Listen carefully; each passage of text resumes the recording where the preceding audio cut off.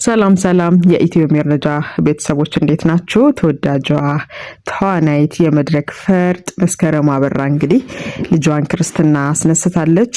80 ቀን ሆኗት ማለት ነው። እንግዲህ ይቺ ተዋናይት እንደምናውቀው ባለፈው አመት ነበር ሽምግልና የተላከው።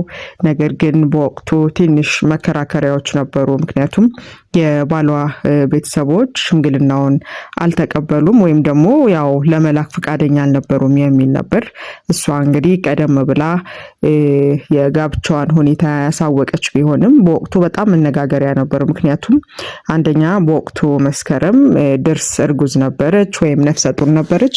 ከዚህ ጋር ተያይዞ በተለይ ከባለቤቷ ቤተሰቦች ጋር ለመግባባት መፈጠሩ ምን ሊሆን ይችላል? ምናልባት ሳይጋቡ ልትወልድ ነው የሚል አንዳንድ ጥያቄዎች ተነስቶ ነበር። ነገር ግን በወቅቱ ተመሳሳይ ነገር ቢነሳም ሁለቱ ወይም ደግሞ የፍቅር አጋሯ ጋር በጋራ ተስማምተው ምንም እንኳን ድግሱና የተባለው ነገር ቢቀርም በጋራ ጎጆአቸውን ቀልሰው ሴት ልጃቸውን ለመታቀፍ በቅተዋል።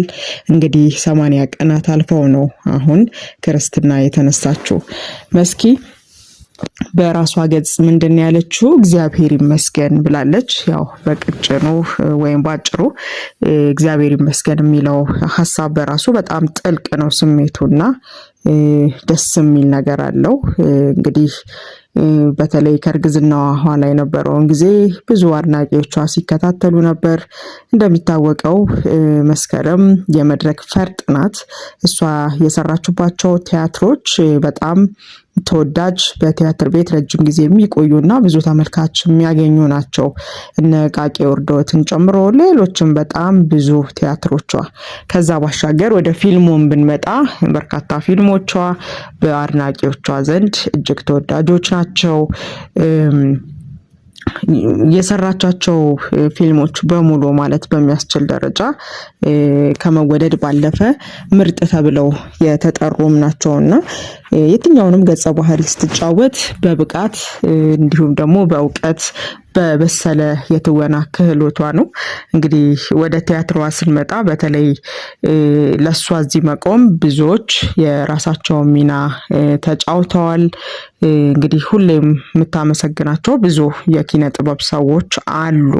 ሁሌም ከሷ ጋር ስማቸው የሚጠራ በማስታወቂያው ብንልም ብዙ የማስታወቂያ ስራዎችን ሰርታለች። የትልልቅ ድርጅቶች ብራንድ አምባሳደር በመሆን ጭምር ስሟን ከፍ አርጋ ያስጠራች ተዋናይት ናት። እንግዲህ መስኪ የምርም አርቲስት የሚለው ስም የሚገባት ናት።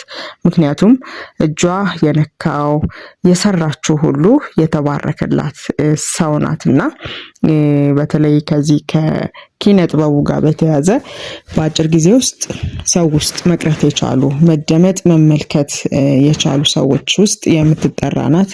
በጣም ከፍ ብላ ነው የምትታየው። ከዚህ ጋርም ተያይዞ በርካታ ሽልማቶችን አግኝታለች። እንግዲህ እነዛ ያገኘቻቸው ሽልማቶች በተለያየ ዘርፍ ነው። በየአመቱ ረዳት ተዋናይት እንዲሁም ደግሞ በዋና የትወና ዘርፍ ምርጥ ተዋናይት በሚልም በርከት ያሉ ሽልማቶችን ጠራርጋ የወሰደች ናት።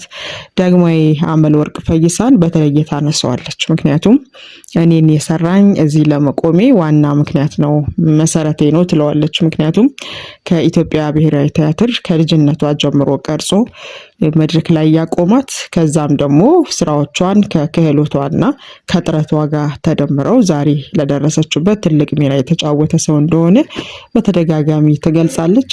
ለማንኛውም ውዝግብ ሲያስነሳ የነበረው የፍቅር ህይወቷ በመጨረሻም ከትዳር አጋሯ ጋር ተጣምራ ሴት ልጇን ለመታቀፍ በቅታለች። በድጋሚ እኛም እንኳን ደስ አለሽ ልንላት እንወዳለን።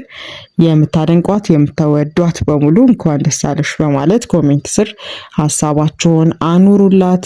ስለተከታተላችሁ እናመሰግናለን። እንግዲህ አዲስ ዩቲዩብ ቻናል ስለሆነ በደንብ ሰው ጋር መድረስ እንዲችል የምትፈልጓቸውን ፕሮግራሞች እንድታገኙ ሰብስክራይብ በማድረግ ቤተሰብ ይሁኑ። እናመሰግናለን።